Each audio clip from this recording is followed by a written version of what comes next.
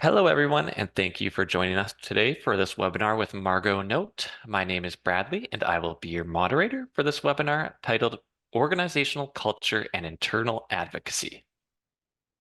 Before we start, I would like to provide some information about our company and introduce today's presenter. Lucidea is a software developing company specialized in museum and archival collections management solutions, as well as knowledge management and library automation systems. Our brands include Sydney, Presto, Argus, Archivera, Eloquent, and Quadrastar. Now, I would like to introduce today's presenter, Margot Note. Margot Note is an author, archivist, and records manager helping individuals and organizations harness their history. As the principal of Margot Note Consulting LLC, she facilitates the understanding of the importance of unique collections, suggesting ways to manage them and use them to tell stories to connect with people. She is also a popular guest author for Lucidea's Think Clearly blog and has provided us with many great webinars that are listed on our website. So please feel free to check those out after today's session. Take it away, Margot. Thank you so much. So, I'm excited to talk about this topic today because I am obsessed with people and psychology. And I think the challenge that archivists have is that we have to not only work with the collections and the technology, but then we also have to make these collections and technology work with people and the specific people within your organization. And obviously, with organizational culture, it changes for every organization. So we're going to talk about types of organizations, kind of styles of leadership, and then what you can do as an archivist to help internally advocate for yourself within your specific and very unique organizational culture. Because there's kind of blanket advice, but obviously there's strategies that you would need to know regarding what kind of culture that you're dealing with, kind of the environment that you're in. In some ways, it's the context, the way that archivists are kind of obsessed with the context of our materials. It's the context in which you work. So the archivist role, of course, is collecting, preserving, and managing records. That's pretty obvious, but there are also more subtle ways that we can work with organizations to advocate for ourselves. And some of those are contributing to operations, so helping the programs within your organization and helping with the day-to-day of your organization's mission. It's influencing organizational culture. So in some ways, because the archives, not in some ways, the archives are the institutional memory of the institution. So people come and go, departments, affiliates, they grow, they constrict, but there's always this kind of materials that have enduring value. And that's kind of the story of the organization. And then obviously the institutional memory preservation. So you are the historians of the organization. You help kind of capture the history, capture the learned lessons, and then the ability to preserve those materials, but also make them accessible and let people know that they're there. Many people coming into an organization might not realize what archives are. I mean, I didn't know what archives were until I was in grad school, and unless you've had specific research that you're doing in archives, most people haven't heard of archives outside of archivists. So it's very much an educational and outreach point of view that we want to have to advocate. So we're coming from an advocacy-driven perspective. So we're looking at kind of what's happening within your department. We're looking at your position, and that is the position, your specific position within the department, but also the position of the department within the whole organizational structure. Like, who do you report to? How many levels of reporting are there until a top person? And where you're located, I think, is going to have some influence in how you advocate. So if you're located under legal, you might have a very strong position to advocate because you have the kind of strength of legal at your back. And especially with, like, if you have some records management as part of your program too, that's going to be kind of the driving force. Sometimes you could be located in programs or in marketing or HR. I've had some clients that are under kind of the research part of their organization. You can sometimes, I've seen it, sometimes archives is kind of under a COO or sometimes even under finance in kind of unique situations. So I think thinking about your specific position, but also the department's position can help or hinder your advocacy. We're thinking about resources too. So what is your budget line? Do you have availability for grants? Do you have some type of input that you could put into the budget, the staffing? If you use volunteers, interns, gifts in kind, there's all different ways that we can think about resources. And then thinking about autonomy. So do you really answer to someone else? Do you work more independently? Sometimes it can help and hinder your advocacy as well. And then the amount of authority that you have. And a lot of times it's like with project management, you have authority without that position. So you're telling people, you're asking people for their materials, or you might not have the authority to do these asks, but then how can you get that, not necessarily power, but how can you use that influence to advocate for yourself and your department? So a big part of archival work, of course, is facilitating access. So, and this helps, I think, with advocating for the archives within an organizational culture. So you want to be known for having reliable information access. I knew in a past position I had, I knew that something really turned with how the archives was thought about once I had kind of a very, very baseline organization of the materials. That way that people started to realize if they give me stuff, they can retrieve it easier than if they kept it in their offices. And before that time, no one understandably wanted to give up their records of enduring value because it went into some type of black hole that could never be found again. But once I had some systems of access, they knew immediately I could answer questions for them. I could get them those materials. So there's a level of trust that was built in, but I really had to earn that trust by really being on top of access and retrieval.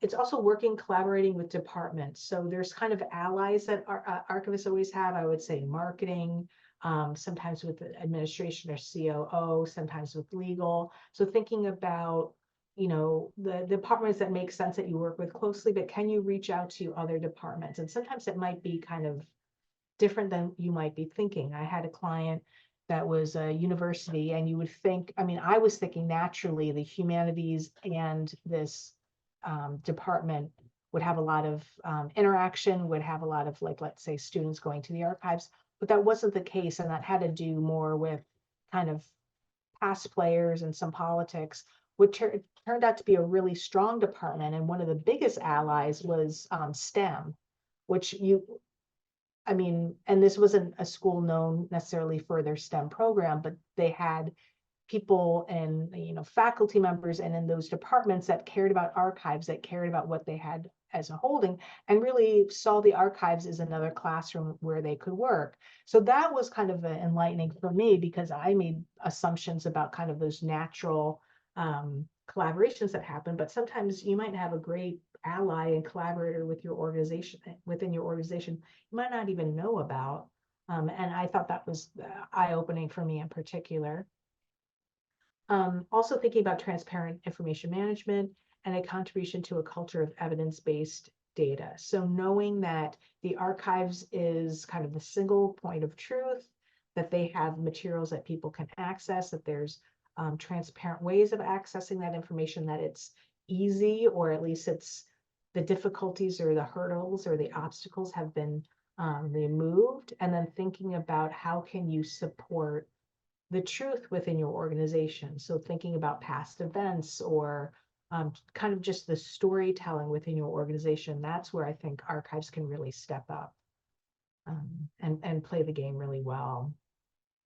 So there's also a historical perspective as the institutional memory of an organization. Archivists are really astute observers. They can see kind of the story and maybe the I would say kind of the tired story that the organization might be saying, and might be able to revamp it with maybe some new discoveries, some new stories, some stories within the archives that they might not have, that clients or the organization might not have heard of. And so that's where I think as archivists, we have kind of a very wide vision and wide perspective. We can start to see the places in, let's say, that storytelling that we can help on the organization. We want to be articulate advocates of the archives and really highlighting institutional history. So really being the point person and in some ways a historian of the organization, even though obviously there's an archivist is not a historian. We know that, but in some places, especially when within an organization, sometimes that those lines get a little bit blurred and you're thought of as being the historian. So you better be up on the organization's history, or at least be able to access it very quickly. And then also, I think another part that I don't think is tapped in as much is like the employee pride and understanding.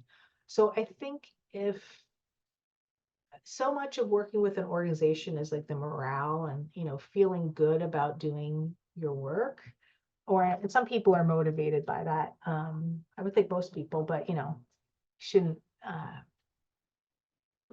but it should be like, you should be able to tell stories that employees, it resonates with them and they have some type of pride and something interesting that it can be a morale booster to work within the organization too. And I think that's where archives can step it up as well. There's also thinking about like across disciplines or across departments. So engaging across departments, again, as I said before, like even departments that you might not have thought about, and kind of recognize those connections or possibilities of connections. You can collaborate with people. You can start to bridge gaps. So especially if maybe you have someone that's not as keen as using the archives, or maybe you have terrific amount of information that you think that could really help them, trying to forge that relationship and really aid in the knowledge sharing within the organization, so that there's not this like gap of knowledge. What I found is sometimes, especially when new people come into a position, they want to get their feet under the desk and they want to understand what's going on.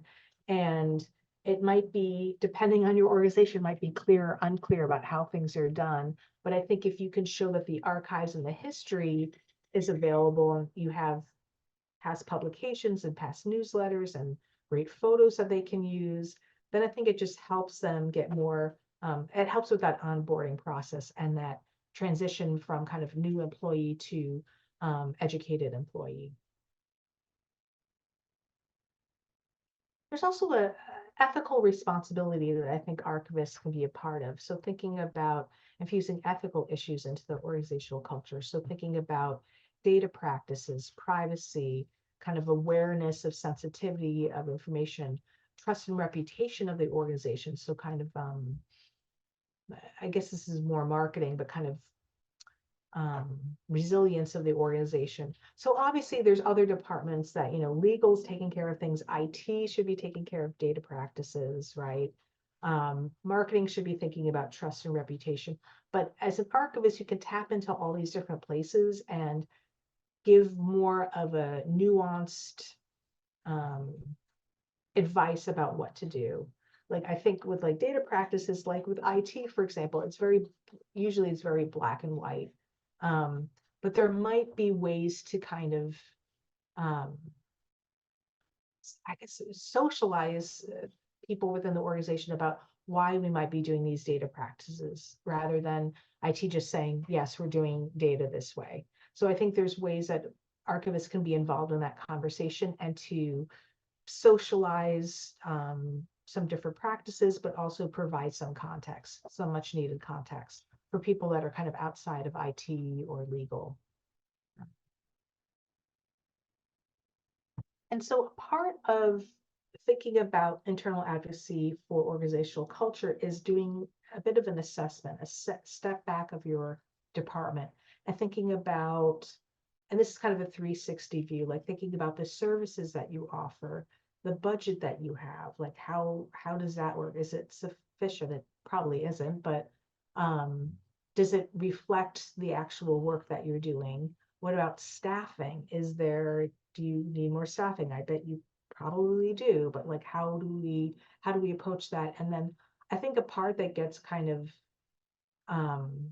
that's always kind of in the bottom of the list, like on this list, is professional development. So obviously you're doing your part in watching a webinar such as this, and I hope you're involved in, continuing education and other ways of reading articles and keeping on top of the profession. And I think that's something that is obviously a big part of advocacy, is making sure that you're keeping up with technology and changes, and just being, that's part of your professional responsibilities. But sometimes it is easy to have that be on the bottom of the list. And I certainly like have been guilty of that myself, where now I make it a specific, about once a week. It's usually Friday afternoons. I'll go through my bookmarks and just look at what's out there, what are opportunities, what are classes that I could take or webinars, and just, that's my way of using that time and just putting it in my schedule, and then you just attend it. It's just keeping on top of things, because things are always changing, especially with digital archives. So there's an advocacy agenda. So thinking about your mission and the mission of the organization, your status within the organization, and then prioritizing based on long-term vision. So obviously you should be thinking about, easy, or not necessarily easy, but short win goals for your organization to advocate for yourselves or for your department, but also thinking about the long-term, like where do you envision the department? And I think that helps kind of steer the ship. And having that vision also helps you when you're caught up in the day-to-day. Like obviously archivists are working with a lot of detail. We're organized, we're in the granularity of things. Like that's where our brain like loves to live, right? I mean, that's where my brain loves to live, the data and the little bits of things I can organize. But I really have to think about the overarching, like where am I going with this position? Where am I going with this career? Like, and where's this department going? I think about it when I'm working with projects with clients. I'm thinking, okay, this project is going to help solve this problem, but like how is it on the kind of trajectory of the client that I'm working with? And does it make sense? So there's advocacy principles, and I would feel like this is a way that you're kind of working within the system. So obviously results are currency.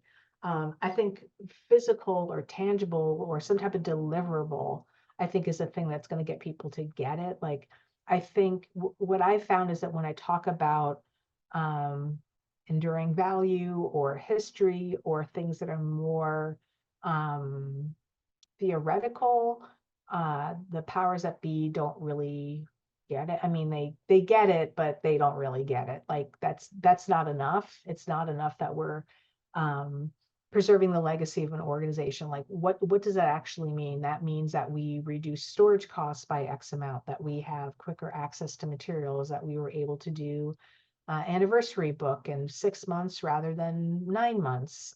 We were able to redo the website quicker. We were able to gain more social media followers because we had better pictures that we digitized. There's a whole bunch of stuff that we have to think about, like really thinking about the results and why does it matter? Like people that are non-archivists, like how can we show that we've improved something through the work of the archives?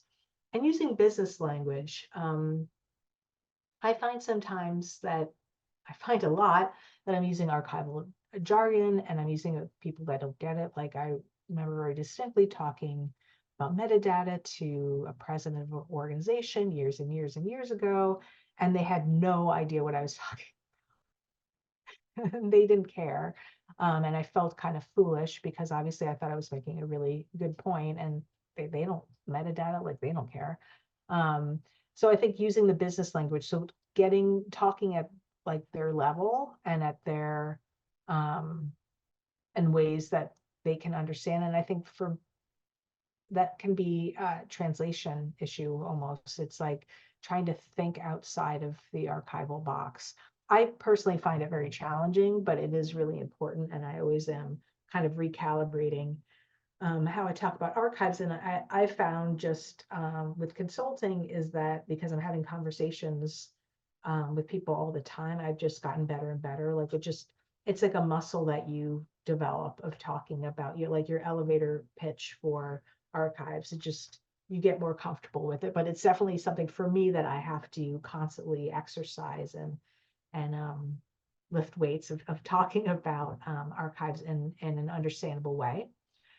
It is helpful though, obviously, to have budget neutral requests. So if you can ask for something or advocate for yourself in a way that um, doesn't impact the budget or impacts the budget very minimally. Now, obviously, that's not going to be everything, but I think that always helps when you're asking for something that doesn't impact the budget. And if you're asking for something that really impacts the budget, then there's obviously going to be some pushback, and you're going to have to explain like why you're asking for what you're asking for. And then it's also important to look at kind of leveraging what's happened in the past. So if you can say, well, we had this budget line for this X number of years ago, or we had hired at this level for this project last quarter.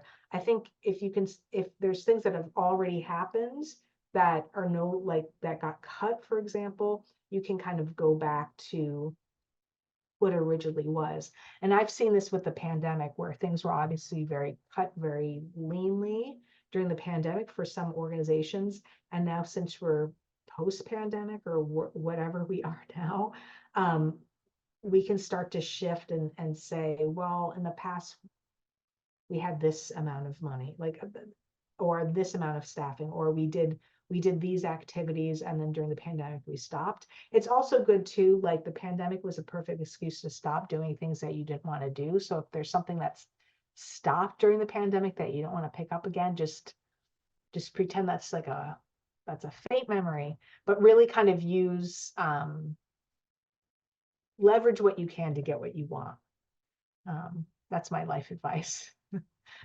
So there's the 4 types of organizational cultures, and I'm going to go through all 4 of them. And it really, I think, depends on who you are and your department within these organizations or these types of organizational cultures. So there's the classic like bureaucratic, there's the competitive, there's the community, and there's an entrepreneurial. So let's go through some of these cultures. And I should say before that, what makes them kind of different is their focus. So they're either have an internal focus or an external focus, or their focus or their focus is on control or change. So, do they want to, like a bureaucratic wants to stay the same versus, let's say, a startup wants to have change or innovation. So I think knowing these 2 types of focuses within those 4 groups can help you think about strategy for advocacy. Because obviously you want to kind of work within the system rather than against it. So for bureaucratic, the key word is control. I have a client right now. It's a university system. It's one of the largest university systems.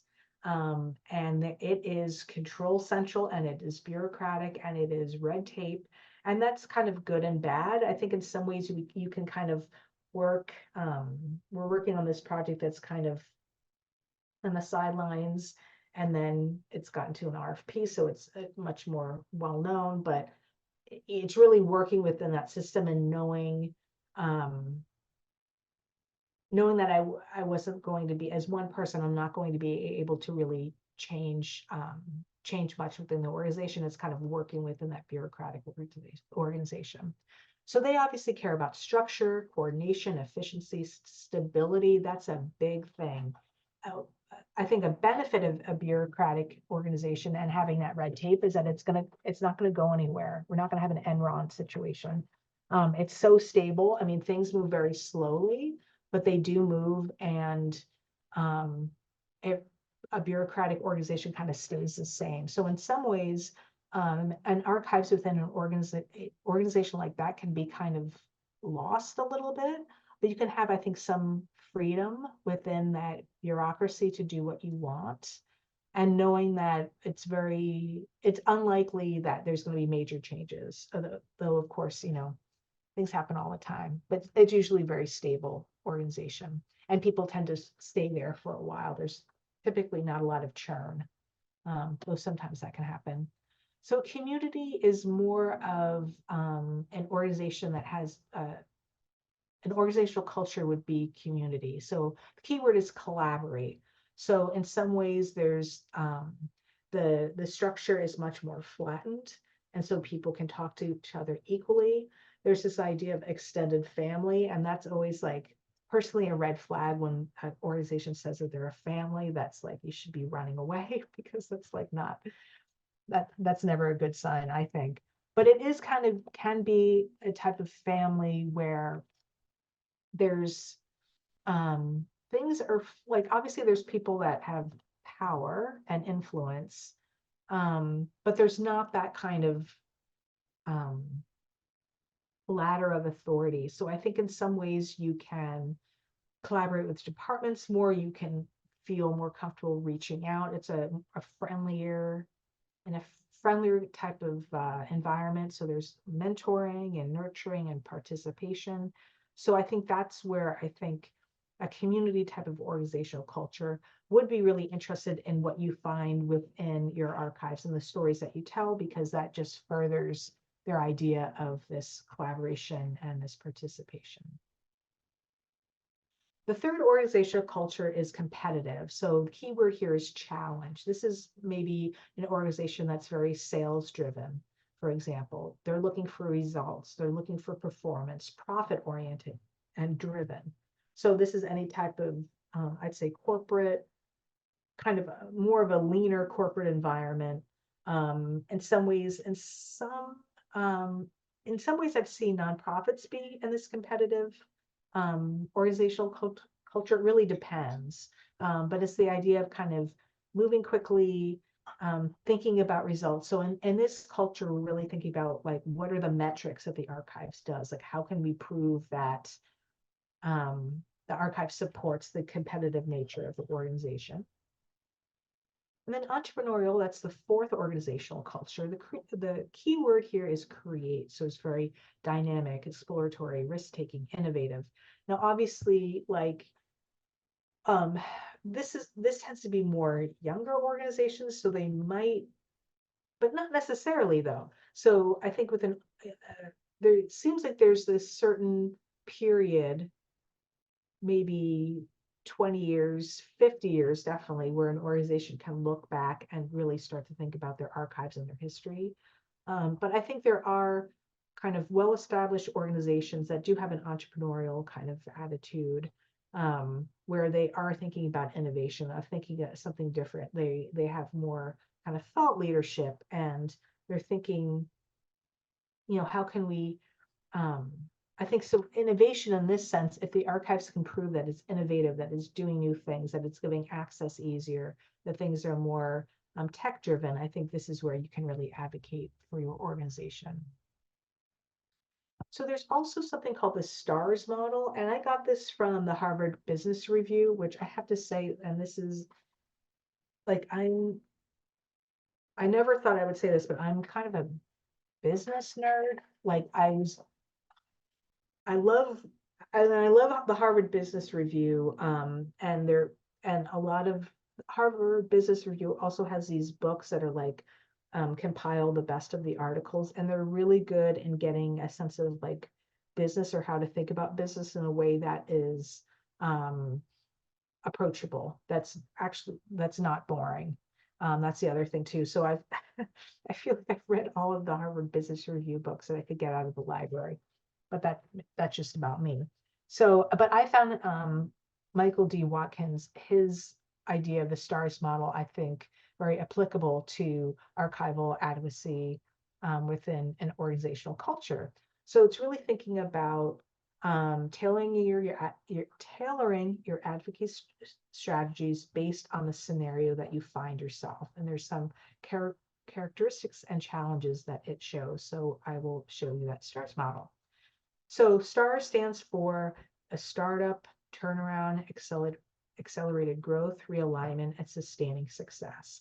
So if you think about your where you live within your organization, you're thinking both of the organizational culture, and then you're also thinking about these scenarios that you might find yourself. So let's go through them. So startup is obviously the archives department is starting a new initiative. There's something, a new project, or maybe the archives department itself is just starting up. So you're developing a strategy amid unclear boundaries, and it's energizing with possibilities. So I have a client right now, which is really exciting. They're going to hire for a role that's kind of an archivist role or information governance in some ways. And so this is a first for them. They're a well-known organization. They've been having talks and talks and talks about this, but this is a really exciting scenario for someone to come in and like put their stamp on a department and really and the challenge for me in kind of advocating about, you know, how you should hire someone and how you should structure is trying to develop a strategy with you're kind of unclear about what's going to happen. But that's what it is exciting about the type of the work that I get to do. So, I mean, that's a scenario where you have the power to advocate and really make your mark. And I think that's really powerful. There's also a situation where you have a turnaround situation. So that have to salvage a troubled department or initiative. Let's say you have a project that you've inherited that's kind of gone bad. You have to make decisions under pressure, and you have to recognize a need for change. And then if you have a team, to really let them know that they need to change. And so this is kind of a somewhat tough scenario because you're kind of working. So something has happened in the past that you're kind of having to react to. And so this is where I think as an advocate for the archives, you can come in and try to have a clear head and make some decisions under pressure and really start to turn something around. But it's a tough scenario, especially if, let's say, I'm thinking of one organization where I think they had a pretty good archives department, but the person that led it was there for a million years, and kind of worked in his own silo. And there was a perspective issue about the archives, that they weren't really understood and that they weren't really advocated for. So someone in this new position, or this person that was now in charge, really was in a turnaround situation. We're trying to improve the perception of the archives, which was challenging. There's accelerated growth. So you might have a project or department that suddenly, let's say you get some major grant money, or I was talking to a government agency that got an influx of money to hire archivists, which is like completely unheard of. So it is kind of a nice problem to have. So you're really overseeing rapid expansion. So hiring people, training people, onboarding them. So establishing systems for scaling and onboarding, and then motivating the team to excel. So having that motivated growth, and still trying to have a team and organizational culture and a team culture where there's all this growth and change. That's where I think you advocate for yourselves and show your leadership capability. There's realignment. So it's kind of different than turnaround, which seems like it's a complete, like you're stuck and you really need to turn around. Realignment is more subtle. So there might be a department or initiative that's struggling a little bit. There might be a perception problem. There might be kind of a loss of energy or excitement about the archive. So you really have to restructure and refocus your activities and leverage your strengths to get that department to where it should be. And it's also recognizing that you need to change, and then where you need to change it to. So you have to have some type of vision to help advocate for your department.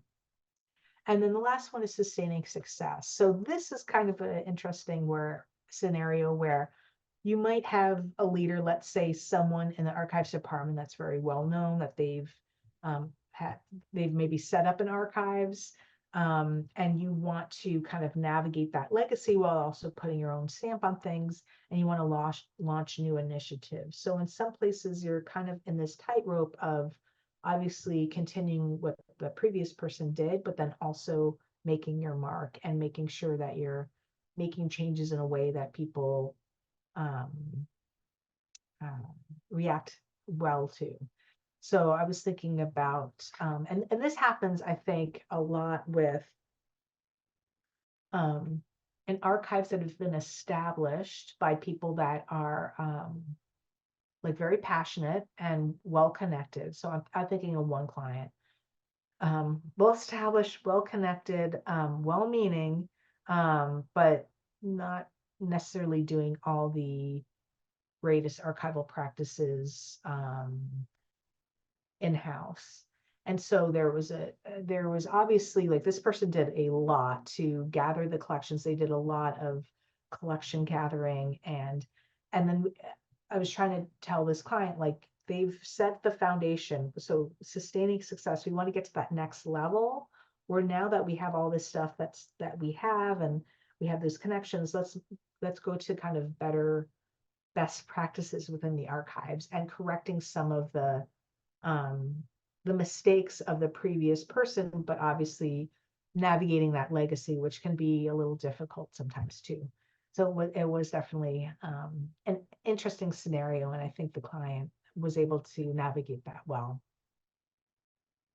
So thinking about weaknesses within your organization or within your department, or how you can change things, because I think the main thing is thinking about advocacy is um, seeing with true eyes what you have, and then figuring out the plan of action to improve or to make things easier or just to make things less of a hassle. So we want to look at the GAP framework. So that's good to great, access, and plan. So we'll go through this GAP framework. So good to great is thinking about, can addressing an issue improve the archives? So do you have an issue or a problem within your archives that you need to change or should improve? You want to make sure the action is aligned with organizational goals. You want to have evidence that indicates a problem. Now, evidence could be obviously, metrics, but it could also be things that have people said, complaints, your feelings. That there has to be like an evidence that you have to prove that there's a problem, and then confirm that resolution. So really thinking about, good to great. How can you get a service, let's say an archival service, from good, people are okay with it, to fantastic to great? How can we make it better for our users? How can we make it easier for ourselves? How can we shave time off of this process? How can we have less obstacles to ask for information? So thinking about that from a workflow and process perspective. And then access, we want to think about evaluate access and team for issue resolution. We want to think about personnel, budget, skills, support. So what kind of resources and things do we have to improve this problem? Do we have the skills? Do we have the support? Do we need to get the skills? Do we need to get the support? And thinking about kind of issue resolution. What's the easiest way to resolve this issue? So I think it's kind of having a step back and thinking about access of these important resources. And then plan. So creating milestones for addressing the problem and the initial step to solve it. So thinking about, okay, we have this problem, we really thought about it. How can we fix this problem? And then, what's kind of that first step? Because that's always kind of the resistance, is like just getting started. And then I think knowing at the end, how do we know that we've solved this problem? When we've solved this problem, it looks like this. That's one way to think about gap issues. So we want to also think about strategic targeting. So we want to think about high success gaps and start simply and locally. So what are kind of the easy wins that if you solve this problem, like, people would be really happy?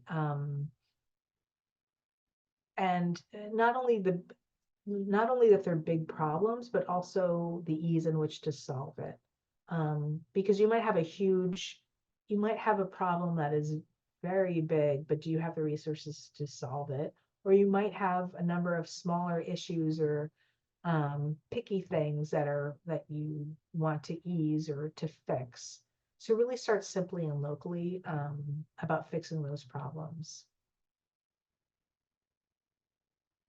So collaborative closure. So prioritize closing critical gaps. So if there's perspective gap, if there's a level of service of a gap, so we want to think about what are those critical gaps that we want to close. We want to something that obviously benefits the entire department. We want it to align with organizational initiatives, and it might require collaboration. So in that sense, we might have to bring in other people to help solve the problem or get some buy-in. But I think that's important too. Like you can solve problems in secret, but I think it's always good to let people know, like we've solved an issue and like really letting people know about that and having people be part of that process. You also want strategic agility. So you might need to reassess your thinking about the work that you're doing based if there's a strategic but risky gap. And so what does it mean, like if you fail to close that gap or people are aware of it and it's unfixable, or can you fix it? And always try to aim to be 3 steps ahead. So again, as I said before, like we're thinking about problem solving at the like everyday level, but we also want to think about kind of long-term strategy and vision. But there's no need to map the entire solution because with any type of problem or project, you only know what you know at the beginning of the project, and you can only plan accordingly based on that information. The more you work on a project, the more you're going to learn, and the more you're going to need to reassess. So you don't have to solve the whole problem before you do it. I think it's important just to think a little future thinking, but then using agile project management, for example, you can kind of solve problems as they happen too, to be much more um, reflective and responsive to problems. So shaping culture, organizational culture is kind of fascinating because every organization is different. And it's all the different types of personalities that are part of it, the people that are in charge, the past people that have been in charge, like the kind of culture that just develops within an organization and that brings people, like that organizational culture is going to bring people in that can hopefully work within the organizational culture, but it's going to also drive people out. So it's kind of a self-fulfilling prophecy too. So really thinking about shaping culture and how to advocate for yourselves as archivists. As an archival department, we can be responsible for, transparency of information, of access, of use, of being transparent about the work that we're doing. There's accountability. So knowing that if you go to the archives, you will get the answer that you're looking for, or there'll be at least a strategy to figure out what that issue is, that there's accountability, that there's a level of trust within the organization that people give up their records, will be able to find it. There's also a huge culture of collaboration, I would hope, with most archives that archivists are reaching out to people, are working with people, people are reaching out to them, they're forging alliances and relationships, and just showing how helpful that the archives are to everyone's work. And then, of course, there's the idea of stewardship. So being a good steward of the collection. So making sure you can preserve it, making sure it's accessible now and also accessible into the future. And to do that kind of basic work of archives, their archivists really need to advocate for themselves and for their resources and for their departments. Thank you, Margot, for the wonderful presentation.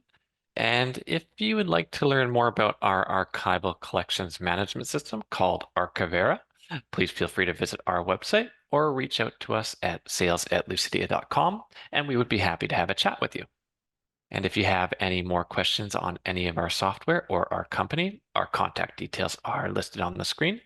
Please stay tuned for more webinars and content related to this series. On behalf of the Lucidea team, I thank you all for attending today. And until next time, thanks.